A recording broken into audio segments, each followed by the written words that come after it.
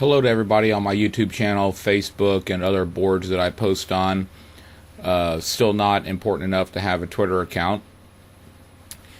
I'm going to be honest with you. This is not the way that I intended to start this video. This video, in its original intent, was to give all of you who have been following what I've been doing an update on my garden and things like that. However, I have to make a statement or say a few words about something that happened today. This morning, I was working in my garden, and then I took a break, and I received a phone call from my mother, who lives north of Houston.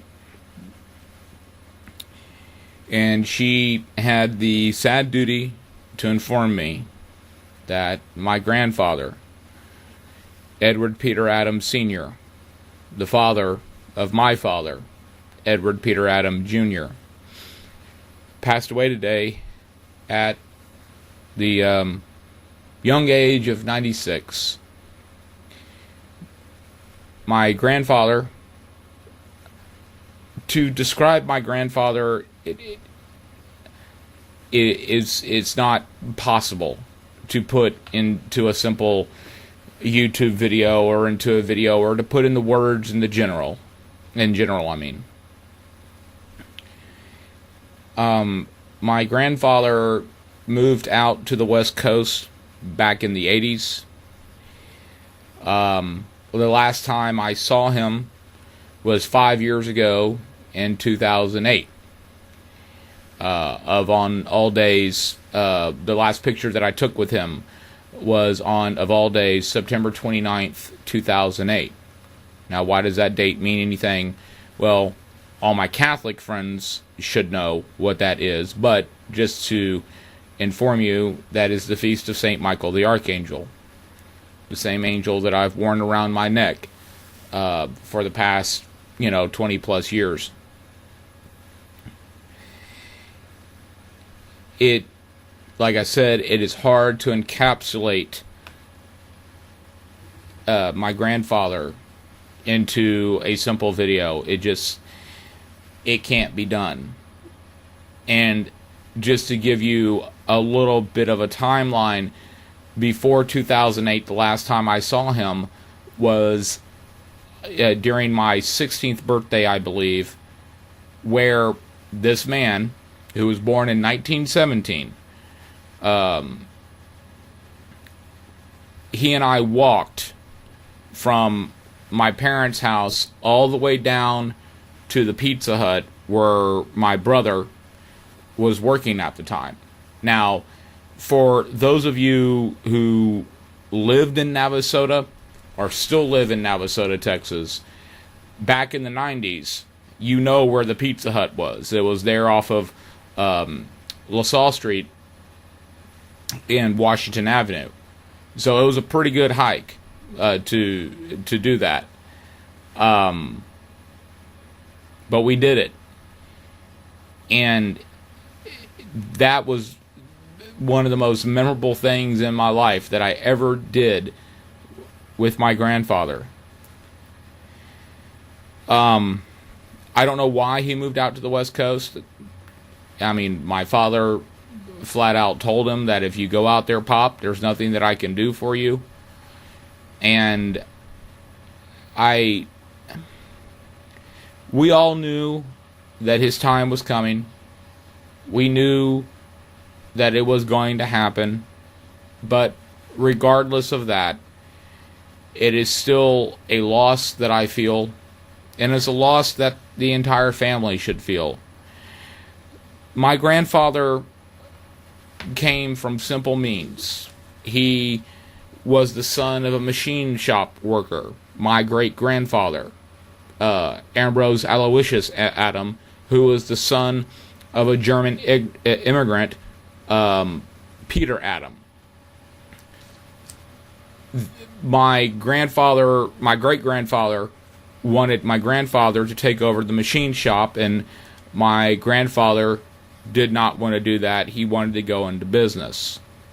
Oh, and just as a side note, one of the things that my family shop produced were these stickers. These were put on the side or somewhere on every piece of machinery that my family produced. So this is very, very, very, very cherished by me.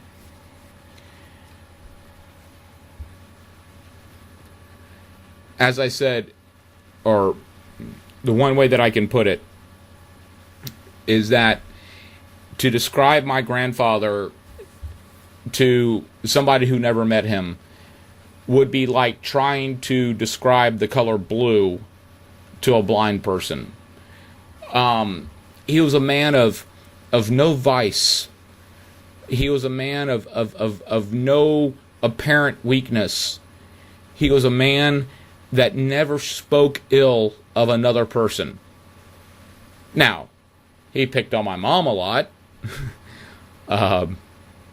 but he was a man of absolute no pretension. He loved everybody. I never heard a foul word come out of the mouth of my grandfather. Now, he would make some very poignant and pointed comments, but nothing that was disrespectful, nothing that was rooted in ill will towards anybody. And I don't know what else to say about him other than those things, because that covers the gamut. That covers everything. He was just a man of simple origin and simple means. He, like I said, he had no vices about him. He was never angry. He didn't drink. He didn't, well, I mean, he drank, but not in excess. He didn't smoke. He didn't, if anything, he was a health nut. If anything, he was an absolute health nut. I mean, he would take handfuls of vitamins and other such supplements by that, and just, he had drawers full of these things. He stayed active, very active, up until the last few years, walking a mile a day with a friend of his at the retirement community that he was at up in Medford, Oregon. Yes, and just for those people who are keeping track, he went from California to Oregon. Never refused a phone call from his son, my father, or me, or anybody. He was always there. He was always there. The problem that he had was that towards later on in life, he was just very hard of hearing. It wasn't that he didn't want to talk. He just couldn't hear you. And that happens. But he was always hard of hearing, mainly because of what I feel was because of the machine shop work that he did. I mean, those places get loud. He was not a military man, but he definitely was a soldier for Christ. He had an absolute, undying devotion to the Blessed Virgin Mary, and he led by example. He led by example. He could find humor in pretty much anything that needed to have humor be found in it. There are several stories about him doing that, and I'm not going to get into those right now. But he was not afraid to work. There is no job that was below him. There is nothing that was below him. If he needed to do it, he did it. He didn't hire it out, or he didn't push it off to somebody else. He did it. Whether it was fixing up an old house or selling insurance or what have you. But overall, I've often said to many people that my father is the greatest man that I've ever met. And yes, that still sustains. But the only reason why I have that great man as a father is because of the greater man that was my grandfather.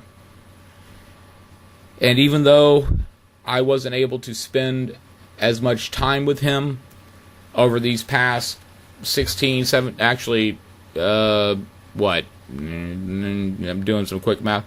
Over these past 20 years, just the time that I had with him is absolute gold. And I hope that if I can't be half the man that my father is, I could be at least one day a quarter of the man that my grandfather was. Because he was that good of a man. Like I said, trying to describe this man and who he was and what he still means to me, and his essence and his spirit and everything else, is like trying to tell a blind man what the color blue looks like. You just can't do it. And I know that all of us, or a good majority of us, have these feelings and these sentiments towards our grandparents. I never knew my mom's dad. I didn't really know my mom's mom. I knew my dad's mom. She passed away in 1991. But I was a young teenager then. So maybe I didn't, appreciate her as much as what I should. But with my phone conversations to my grandfather over the past years, I have been taught so much just through a phone call. And like I said, we knew the time was coming. Doesn't make it any easier. But when it comes to my grandfather, he was not above anything. He was not above hard work. He was not above work. He wasn't above anybody else. He didn't, treat anybody with disdain, with contempt, with arrogance. He was just him. And I just wish that I could have had more time with him, not only in general, but especially when he came down in 2008. And that's really all I have to say. I know that many of you who view this video never met my grandfather, but and may have no impact on you that he passed away. I understand that. I just wish that, and I hope and I pray that as time goes on, the wisdom that God gave to my grandfather will come to me, so that I can replicate his legacy to my children, and hopefully if I live long enough to see grandchildren.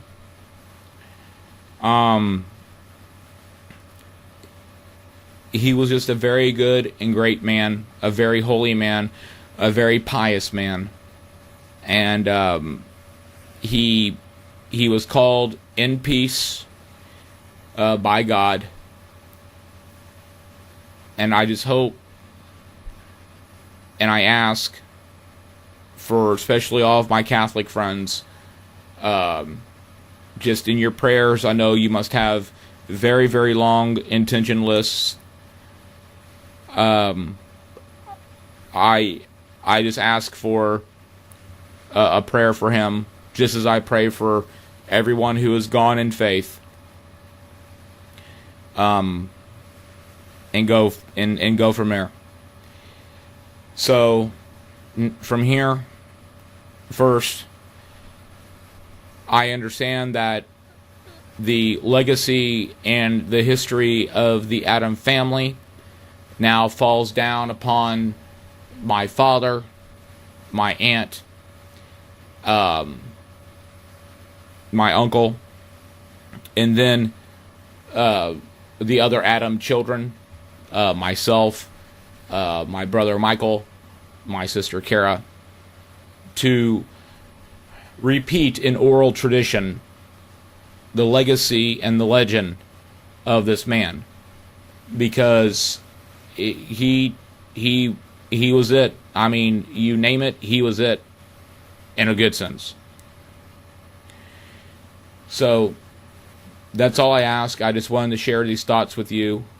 I'm not looking for sympathy or anything like that. I just wanted to mark the passing of a very, very great man, and without whom I would not exist. And I have very strong feelings about the state of his soul. I'm not trying to presume salvation, but I know that if not today, one day eventually, he shall see the face of God. So with that being said, I know one thing that my grandfather would not want me to do is sit on my rear end in my office and cry my eyes out. He would want me to continue working, to continue on with life, and to continue on with what I'm doing, because it's hard work. He wasn't a gardener. He wasn't anything like that. He was just a man who, if he had something that he believed in, he was going to go out there and get it. So after this video, I ask you to view the next one, which is going to be kind of a hodgepodge of a couple of videos that I've been meaning to make, and explanations will be given as to why they're kind of disjointed. But thank you. God bless you. God bless this great republic. And God bless, and may he rest in peace, Edward Peter Adam Sr.